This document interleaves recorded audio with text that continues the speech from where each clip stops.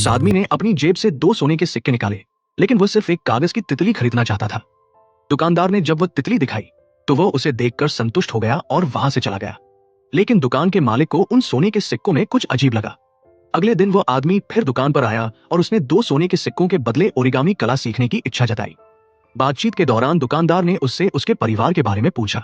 आदमी ने बता दिया कि उसकी कमाई ज्यादा नहीं है। यह सुनकर दुकानदार ने पूछा, अगर तुम इतना कम कमाते हो तो ये सोने के सिक्के कहां से आए? ये सुनते ही आदमी समझ गया कि उसका राज खुल चुका है। तब उसने बताया कि उसके घर में एक ऐसा पक्षी है जो सोने के सिक्के बना सकता है। दुकानदार ने पूछा, अगर तुम्हारे पास ऐसा जादुई पक्षी है तो तुम अमीर क्यों नहीं बन जाते? आदमी ने जवाब दिया, मैं बस अपनी माँ के साथ शांतिपूर्ण जीवन जीना चाहता हूँ। कुछ समय बाद उसकी माँ बीमारी के कारण चल बसी। दुकानदार ने अंतिम संस्कार में उसकी मदद की। तभी उसने अपनी असली पहचान बताई। असल में वो आदमी खुद वही पक्षी था जो सोने के सिक्के बना सकता था। उसने कहा कि उसे लोगों के चेहरे पर मुस्कान देखना पसंद था, लेकिन समय के साथ उसे एहसास हुआ कि ज्यादा धन लोगों के बीच सिर्फ लालच और संघर्ष पैदा करता है।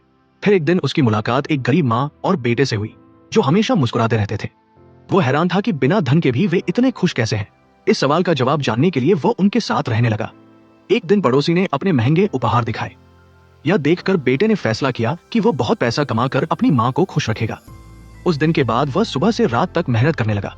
उनकी जिंदगी बेहतर होने लगी, लेकिन माँ के चेहरे की मुस्कान धीरे धीरे गायब हो गई। कुछ समय बाद बेटा सफलता पाने के लिए युद्ध में चला गया। उसकी माँ ने उसे एक कागज का कछुआ दिया और सुरक्षित लौटने की कामना की, लेकिन वह कभी वापस नहीं आया। माँ की मुस्कान पूरी तरह गायब हो गई। तब उस आदमी ने उसके बेटे को ढूंढने का फैसला किया, लेकिन जब वो उसे मिला तो उसके हाथों में सिर्फ नोट थे और उसका शरीर ठंडा पड़ चुका था। तभी उसे समझ आया कि धन कभी असली खुशी नहीं दे सकता।